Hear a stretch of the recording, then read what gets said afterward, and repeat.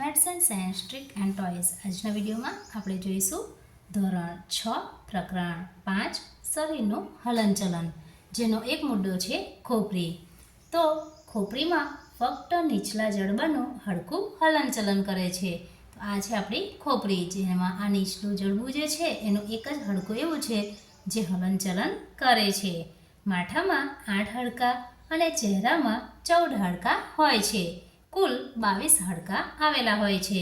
તો અહીં આ માથું છે, ઉપરનો ભાગ, જેમાં કુલ 8 હાડકાં હોય છે, અને આગળનો જે ચહેરો છે એ ભાગમાં કુલ 14 હાડકાં હોય છે, અને આખી ખોપરીમાં કુલ 22 હાડકાઓ આવેલા હોય છે. એક જ ચલ સાંધો હોય છે, જે છે નીચલા જડબાનો. તો આ જે નીચલું જડબું છે જેમાં ચલ સાંધો આવેલો હોય છે.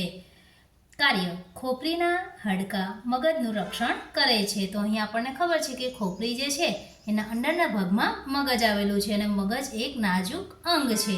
તો આ જે ખોપરી છે એ મગજનું રક્ષણ કરે છે.